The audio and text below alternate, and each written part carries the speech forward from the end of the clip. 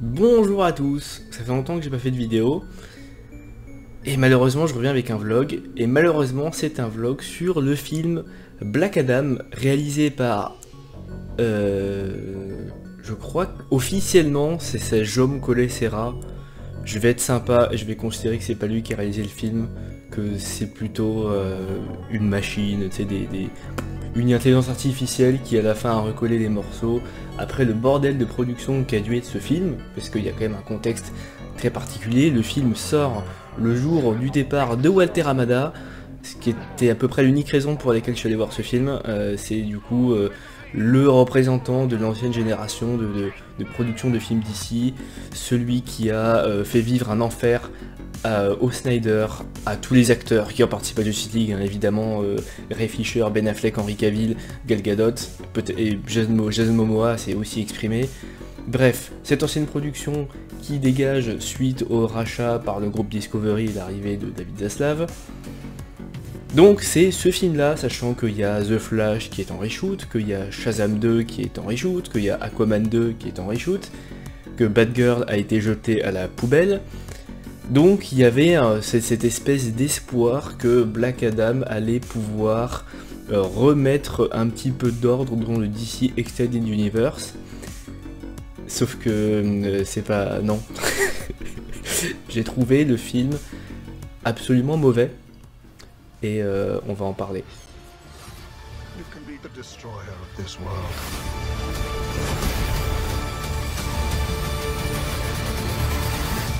Or you can be its savior.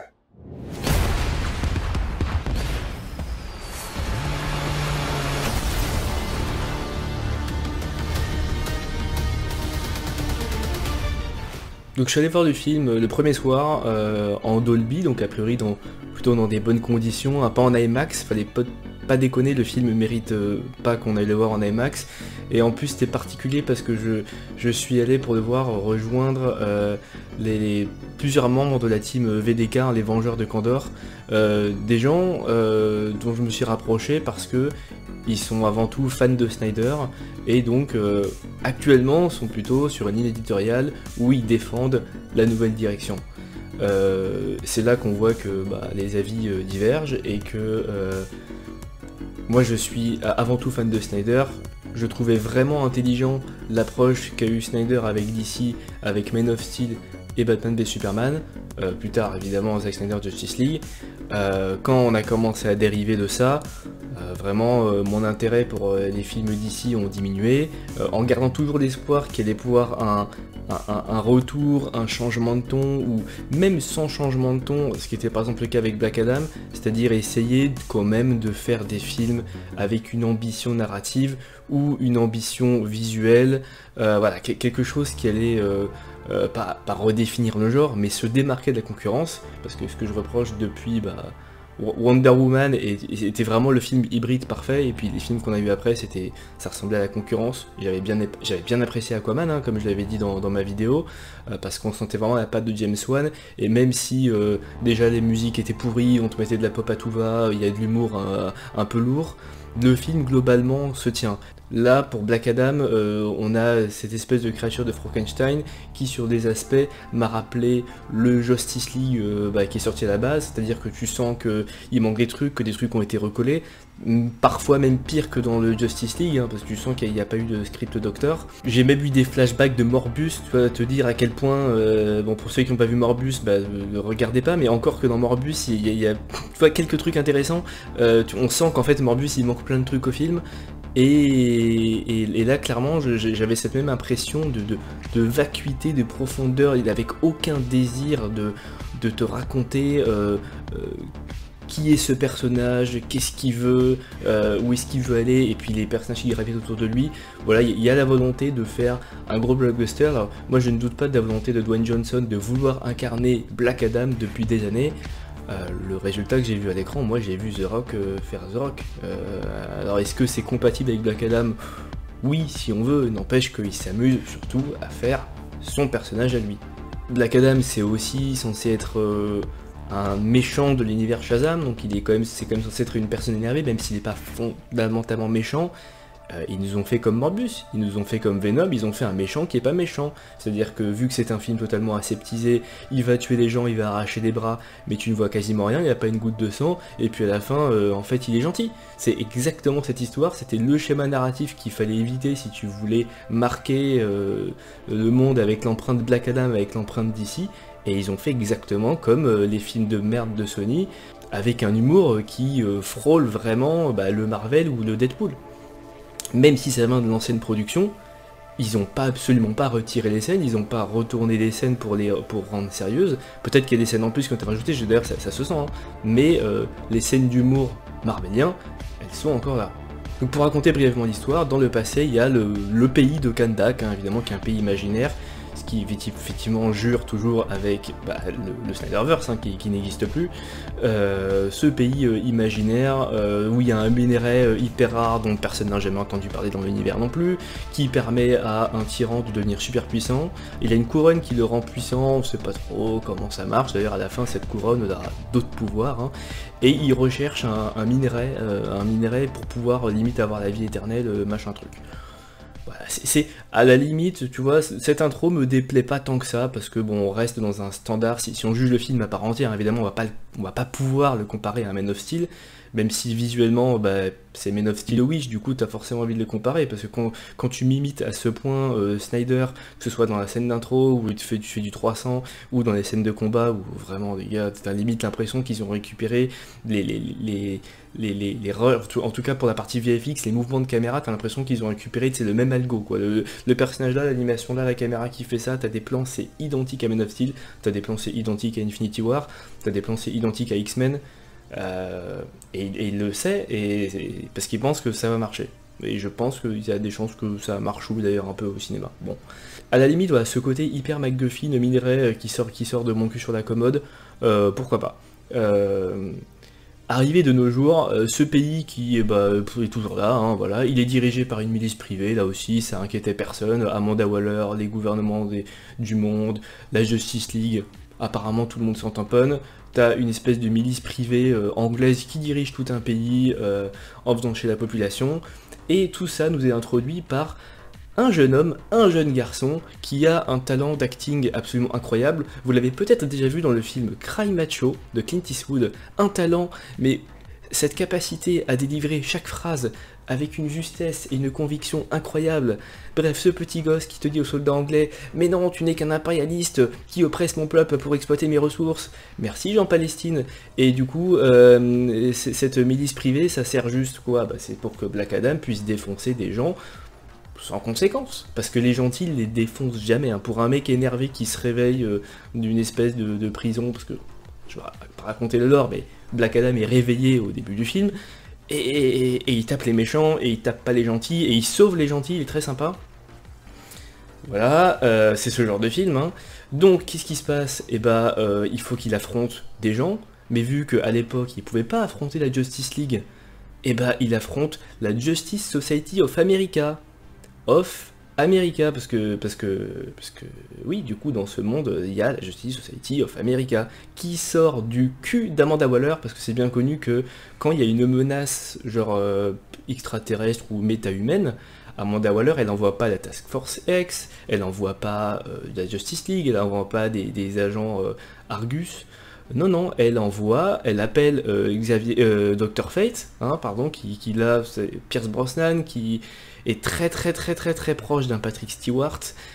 C'est pas de leur faute si la Justice Society a inspiré les X-Men et inversement, mais là, visuellement, dans le film, tu es obligé de faire le comparatif avec X-Men. Tu as un vieux sage mentor qui s'entoure d'une bande de jeunes. Il n'y a rien de sexuel, vous inquiétez pas. Donc avec un casque, donc ça c'est le casque de Dr. Fate, hein, qui est un personnage ultra cheaté, donc ça va être très compliqué de le gérer. Avec une fille qui est, que je dise pas de conneries, Cyclone, parce que je pensais à Tornade, mais Tornade c'est autre, parce que... Alors la différence c'est que normalement Cyclone ça se forme que dans la mer, ce qui fait que du coup son nom est un petit peu con, parce que après elle manipule les molécules de l'air, elle fait du vent. Bref, bon, c'est des trucs de comics à la con. Tu as Atom Smasher, mais le neveu du Atom Smasher original, donc c'est un gars qui grandit et qui fait des grands coups. Et du coup, qu'est-ce que tu fais avec ce personnage-là? Et bah t'en fais un comic relief, et t'en fais Ant-Man, et avec un masque qui parle comme Deadpool, et le mec il est étonné, il est ravi que Cyclone puisse manipuler l'air, mais c'est incroyable ce que tu fais, mais parce que t'es pas censé être un physicien nucléaire qui manipule les molécules, qui peut grandir. Mais comme il y a une scène bien dans le film, une tentative de développement de ces personnages qui est ce petit dialogue entre Cyclone et Atom Smasher, et ben on va la laisser. Et il y a Hawkman. Voilà, alors là, Hawkman, le charisme incroyable, Hawkman qui vient te dire nous sommes la Justice Society et il n'y a sur cette terre que des gentils et des vilains. Mais dique ta mère en fait, c'est-à-dire que avoir une Justice Society binaire pour te confronter à un anti-héros qui est Black Adam, l'intention est louable, mais c'est pas comme ça que tu fais du DC profond, et c'est pas comme ça que tu vas rendre Black Adam intéressant, et c'est pas comme ça que tu rends la Justice Society intéressante, surtout quand t'as eu avant Man of Steel et quand t'as eu avant les X-Men. Tu peux pas vouloir faire un film du calibre de dire moi maintenant je vais pouvoir faire des films avec Henry Cavill et faire ça, c'est ça me paraît compliqué. Donc la JSA sort de mon cul sur la commode de Amanda Waller, on ne sait pas pourquoi. La Justice League n'existe pas dans ce film jusqu'à ce que Walter Hamada soit viré, c'est-à-dire du coup quand ce film n'existe plus. Parce que c'est après qu'on va retrouver Ben Affleck, Gal Gadot et Henry Cavill, hein, parce que là ils sont pas là, hein, évidemment. Donc déjà t'as ce petit souci de cohérence. Les gens ont l'habitude de ça avec Marvel, sauf qu'avec Marvel ils te disent genre ouais mais Captain Marvel était parti dans une galaxie, où ils te disent genre les Éternels ils étaient pas là, mais c'est parce qu'en fait ils intervenaient pas, même avec Thanos, mais bon là tu comprends, t'es un Éternel qui sort de terre et tout. Là non. Ils disent juste mais vous êtes pas venus là à Kandak pour nous aider contre les méchants. C'est juste ça la phrase, c'est juste mais vous êtes pas venus. Non parce que mais là vous travaillez pour les méchants du coup. Bah du coup oui, parce qu'ils travaillent pour Argus, on ne sait pas pourquoi ils travaillent pour Argus. Argus c'est un groupe militaire pris, enfin voilà, ils font des Black Ops éventuellement pour le gouvernement parfois, mais enfin c'est Argus, non, c'est pas des gentils. Mais là ils ont créé leur Intergang, les méchants anglais, colonisateurs impérialistes qui viennent oppresser les gens, exploiter les ressources. Parce qu'ils avaient rien, et à la limite pareil, dans l'idée c'est pas con parce que ça te permet de montrer le peuple, ce truc là. Sauf que quand ton peuple c'est le putain de gamin, mais t'as envie de le tuer le gamin.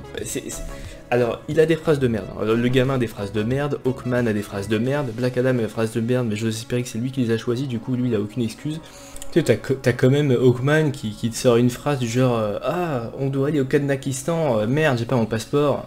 Et à Fate de lui répondre mais on n'a pas besoin de passeport parce qu'on est à Justice Society, on prend le vaisseau, et puis là t'as la musique de Justice League. C'est vraiment, en fait, c'est le problème aussi de la musique, c'est que autant pour Black Adam, t'as l'impression que quand on se fait chier, c'est genre les éclairs machin.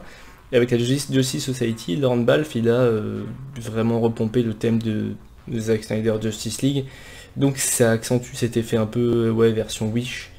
Le gamin, du coup, a le même rôle que le gosse de Shazam. The Rock, il voulait pas faire du Shazam, sauf qu'après on lui a dit, mais en fait, si, tu sais que c'est l'univers de Shazam. Du coup, en fait, c'est totalement lié à Shazam, c'est le même univers que Shazam. Tu as un gosse avec lui, il a des posters de Batman, Superman, tout le monde. Alors, il y a le Superman de Christopher Reeves, qui a pas de tête au début, parce que, voilà, faut faire une petite surprise par rapport à... C'est qui Superman? Est-ce que c'est Henry Cavill, ou est-ce que c'est pas Henry Cavill, dis donc? Et puis après tu as du Alex Ross, donc il a des trucs de partout, il a une figurine Batman, c'est exactement comme Shazam, le film Shazam, que j'avais pas aimé, mais qui au moins, si tu veux, tu sens qu'il est entier, les gosses ils savent jouer, putain t'as un arc. J'aime pas l'humour, j'aime pas le film, il a pas assez d'ambition pour être dans DCEU, mais limite je comprends que les gens aient à peu près apprécié comme petit téléfilm. Ça c'est le putain de gros blockbuster d'ici, on te fait un marketing de fils de pute et tout. Putain, faut que je dise des gros mots sur... Bref, ils ont cette ambition là, et ils te font un sous Marvel avec, comme j'ai dit, des copies de scènes que tu as déjà vues d'autres films, mais en version Wish.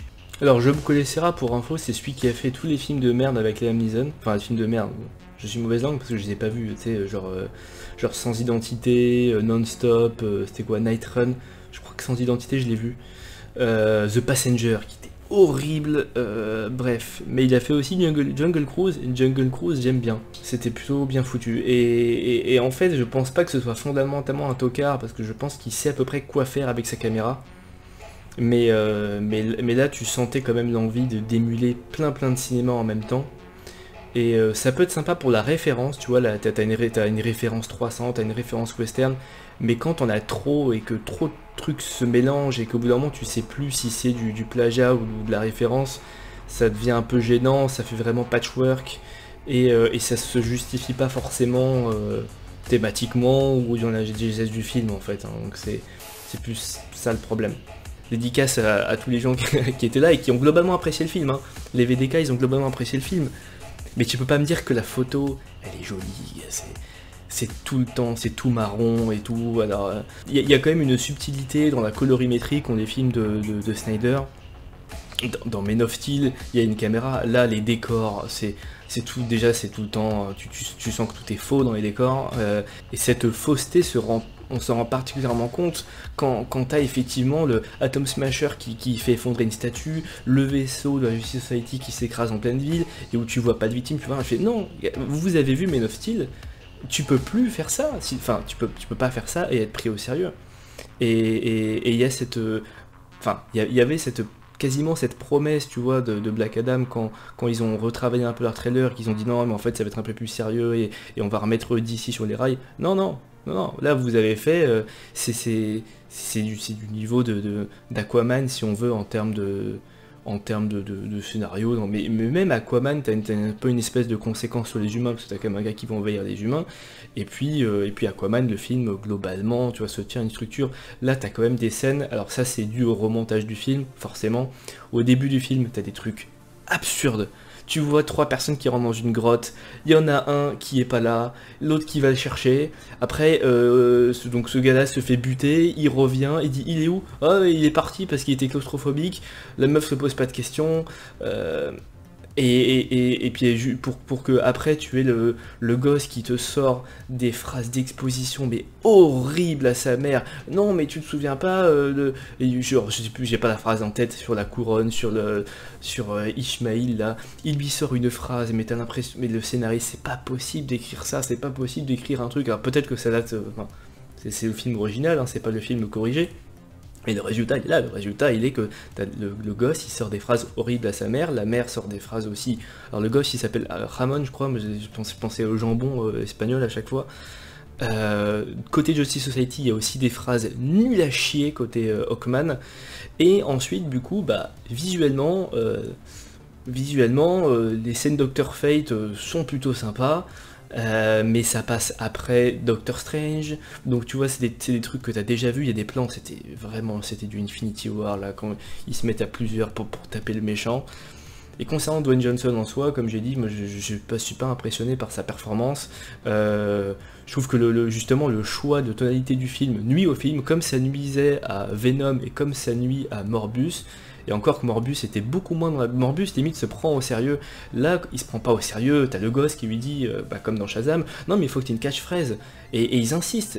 Cette blague est très longue. Hein. Il faut que Tet Adam, parce que c'est son nom, avant de s'appeler Black Adam, il faut qu'il ait une catchphrase quand il tue des méchants. Et donc ils font des blagues sur... alors est-ce que je dis ma catchphrase maintenant? Ah merde, là je l'ai dit mais j'ai déjà balancé le gars, du coup il est mort avant que je l'ai fini. Et puis alors sur le sujet des catchphrases, il y en a une qui est impardonnable, c'est le Very Poor Choice of Words de The Dark Knight. Le mec veut faire une référence à The Dark Knight. Ok, tu peux faire la blague une fois, Black Adam il lâche un gars en disant choisis mieux tes mots. Mais là ils la font 3 fois. Il n'y a plus de respect. Et en plus c'est pas très drôle hein. Enfin, surtout quand t'as en tête le Dark Knight quoi.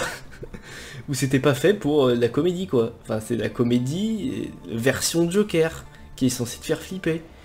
Et tu parles d'un personnage qui est censé être... Moi je suis énervé parce que j'ai subi l'oppression d'un tyran, à directement limite je fais des blagues parce que je suis le mec le plus puissant et de toute façon vous allez rien faire bande de merde.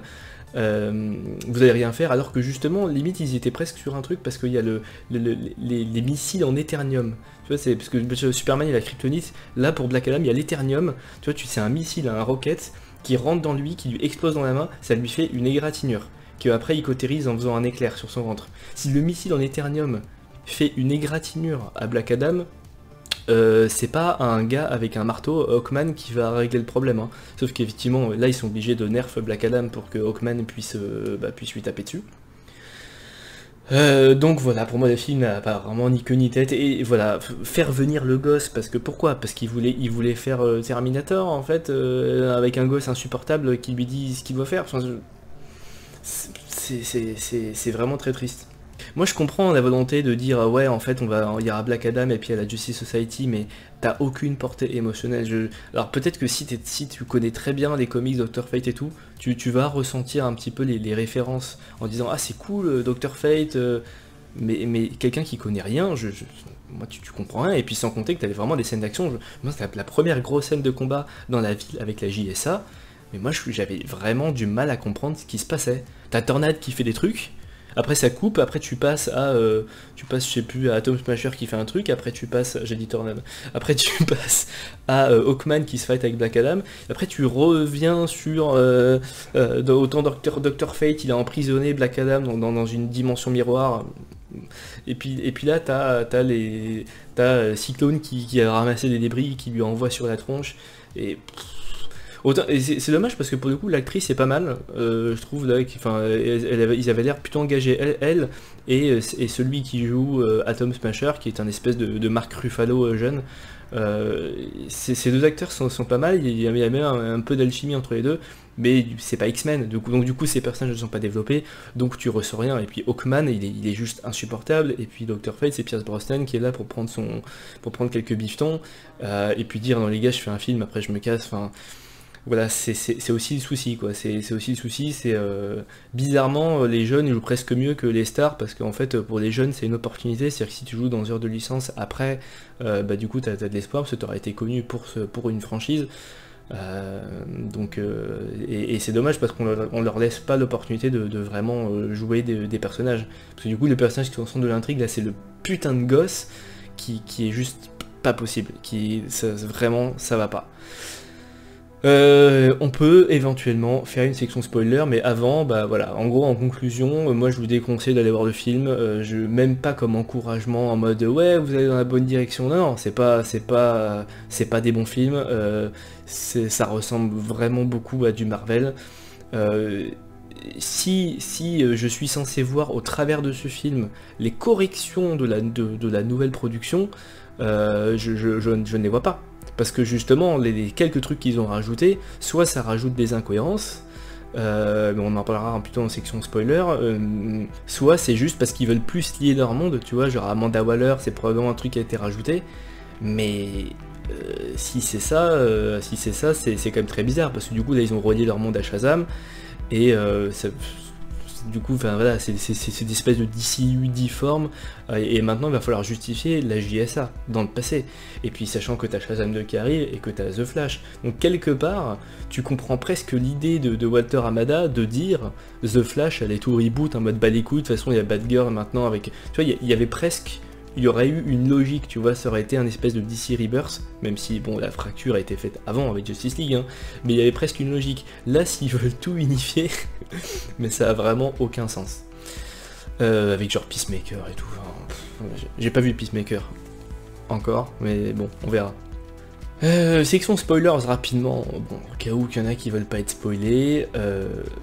Alors, il y a un espèce de twist sur l'origine de Black Adam. Heureusement qu'il y a ça, parce que ça donne quand même un peu plus de poids au lore, en mode ok d'accord, je comprends vraiment pourquoi c'est le Black Adam et pourquoi c'est pas le vrai champion. En gros, bah, son fils s'est fait tuer, son fils lui donne les pouvoirs pour se sauver, son fils se fait tuer par timing ultra précis par une flèche, donc du coup bah, le papa du vrai héros, du vrai champion devient le Black Adam, il est emprisonné par les sorciers. Quand il est réveillé, bah, c'est... en fait, c'est là où tu vois qu'il y a un problème, c'est qu'il subit presque le scénario, quoi. Tu le vois regarder la statue à plusieurs reprises dans le film, en mode qu'est-ce que je fais ? la Justice Society qui dit non, on est là pour t'embarquer, et il dit non, mais en fait vous travaillez pour les méchants, bon voilà, c'est cette partie un peu nulle.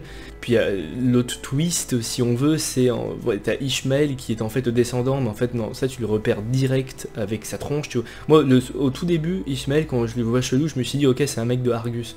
En fait non, c'est juste, c'est le gars qui veut être empereur, et puis à la fin, alors quand il devient Sabbac, alors là c'est le festival, t'as des morts vivants qui servent à rien, qui sont expédiés en 2 secondes, c'était juste pour qu'il y ait une scène d'action, mais peut-être que pareil tout a été cut, parce que peut-être que c'était de la grosse merde à ce moment-là dans le film aussi, c'est ce moment-là où t'as le gosse qui fait son super discours en mode les gars, faut se révolter.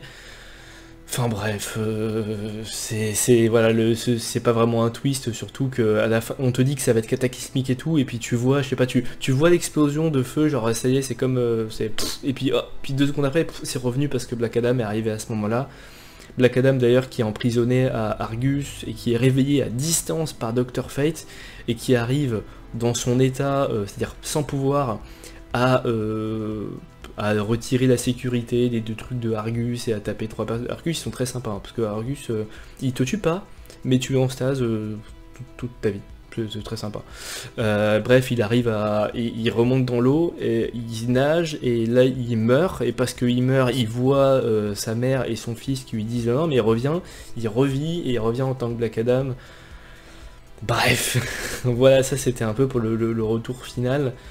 Et ouais, le combat final avec Dr. Fate, tout, il y en a qui ont aimé, moi je trouve ça enfin, t'as déjà vu ça en mieux, et puis je ressens pas d'émotion à voir un sacrifice de Dr. Fate, parce que tu connais pas ce personnage, t'as pas sa relation avec les autres, il n'y a pas d'arc, en réalité il n'y a rien, il n'y a jamais la volonté de creuser les personnages, et ça je pense que dès le départ il n'y avait pas, et tu peux pas le faire a posteriori. Donc tout le monde attendait la scène post-générique, et la scène post-générique avait leaké. Moi j'avais pas regardé les leaks, alors déjà le faire en scène post-générique, bon déjà c'est du Marvel, hein, là vous assumez. Donc c'est évidemment... en fait, pendant toute la promo, t'avais The Rock qui disait oui, on a essayé pendant l'acte final que Black Adam ce soit la force la plus puissante sur cette planète. Après il faisait on this planet. Sous-entendu, t'as un mec très fort d'une planète, ça s'appelle Krypton, quoi. Et il insistait comme ça. Et les gens disaient, ouais, voilà, bah, la scène finale, ça va juste être Superman qui se pointe dans un canapé et qui dit, faut qu'on parle. C'est exactement ça. C'est Amanda Waller qui l'appelle et qui dit, alors, ok, Black Adam, tu restes tranquille, sinon, tu sais que je peux te neutraliser. Il dit ah bon, mais tu sais que je suis plus fort, parce qu'on a passé un film à essayer de me neutraliser, donc tu sais que je suis plus fort sur cette planète. Et elle dit ok, si tu veux je t'envoie des mecs forts qui viennent d'autres planètes. Et là, bring it on. Et du coup voilà, c'est aussi plat que ça, et là tu as Henry Cavill qui revient avec la tenue bleue, du coup ça me dérange pas plus que ça. Il dit littéralement we need to talk, parce qu'ils ont même pas écrit une scène en fait. Donc je sais pas combien il a pris en argent Henry Cavill, mais bien wesh, parce que là ils se sont pas fait chier. Bon, le mec a dû aller, aux États-Unis, il a dû se raser, se recoiffer et tout, voilà, pour cette scène de merde. Et évidemment, c'est la musique de John Williams, parce que c'est le thème de Superman. Merci bande de connards. Donc voilà, ils en ont. Donc c'est voilà, tu peux pas me défendre l'idée qu'il y a un Snyderverse quand c'est ça ta scène post-générique. Déjà quand tu fais une scène post-générique, et ensuite quand tu as Amanda Waller qui appelle Superman. Non, Amanda Waller n'appelle pas Superman. Elle fait quoi? Je pense qu'elle a un sifflet et c'est Krypton, le chien, la Crypto qui vient. Enfin, non, c'est pas possible. Petite anecdote supplémentaire quand même par rapport à du coup l'ambiance de la salle. Bon, moi je sais qu'il y avait une avant-première au Grand Rex que j'évite absolument. Donc j'y suis quand même allé, c'est le premier soir où normalement il y a un peu d'ambiance. Je veux dire que les blagues parfois passent un peu des situations comiques typiques Dwayne Johnson. Il y en a quelques-unes qui sont rigolotes et du coup qui faisaient réagir, et bon là je vais pas les critiquer. Et puis la scène de fin, où les gens, il y a un peu des réactions, c'est ce qui me rend triste d'ailleurs, parce qu'en fait là, enfin tu vois, moi je suis le premier à critiquer No Way Home, et là on est à ce niveau-là. L'impact émotionnel, tu peux comprendre, tu peux dire ok d'accord, ça fait longtemps qu'on attend Henry Cavill, mais tu vois, il y a ça, et puis là il y a... En fait, il y a d'abord eu le début du générique. Le générique qui est plutôt joli, j'aime bien. C'est comme Suicide Squad, t'arrives, tu fais putain le film était pas ouf, mais ah le générique il est bien. Et là j'entends des gens à côté de moi qui disent non mais il n'y a aucune profondeur, il n'y a rien et tout. Donc, moi je fais oui, bah oui, enfin moi j'étais déjà en facepalm pendant. Enfin à chaque fois que le gosse parlait j'étais comme ça de toute façon. Et même pendant certaines scènes d'action, parce que je me dis mais là ça colle pas à ce qui se passe et tout, bref. Le problème c'est que pour critiquer les scènes d'action, il faut voir le film plusieurs fois, il faut, tu vois, c'est pas possible, là, je l'ai vu une fois, c'était hier, après on a mangé, on a parlé super longtemps, rentré après 2 heures et tout, voilà. Mais, donc je suis un peu fatigué, je peux pas me souvenir du film en détail. Mais donc t'as ce problème là, donc les gens disent ça, et puis là t'as la scène où t'as Superman qui débarque, et là j'entends un gars derrière qui fait « Yes! Snyder is back !» Et moi je fais... Et puis là il se lève, il part, et puis là j'ai dit mon voisin, mais je sais pas où il a vu Snyder, mais si, Snyder de Wish quoi, mais tu peux pas dire, il y a Henry Cavill, Snyder is back, Snyder il est pas back du tout, je veux dire, même si tu m'annonces que Deborah Snyder devient productrice de DC Studios, enfin, c'est pas un film de Zack Snyder que t'as vu là, c'est un film d'un mec de Jaume Collet Serra quoi, c'est pas, enfin, bref, donc, et Dwayne Johnson.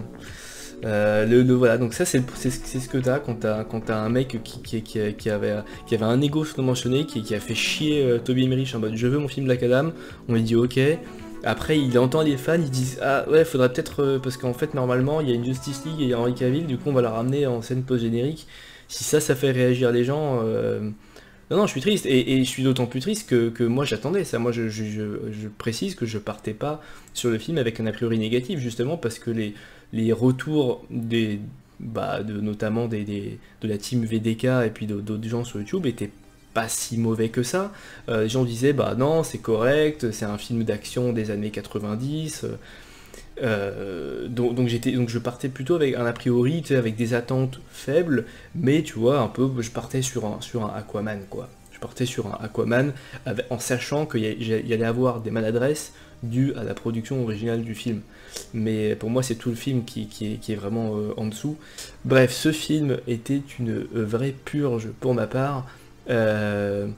Voilà, j'avais des flashbacks de Morbus, quand tu sens que tu as des situations qui sortent de nulle part, avec des scènes de combat qui sont coupées, avec des personnages qui vont à des endroits, tu sais vraiment pas pourquoi ils sont là. J'avais des flashbacks de Justice League, parce que tout est très maladroit, parce que c'est mal écrit, parce que c'est mal joué.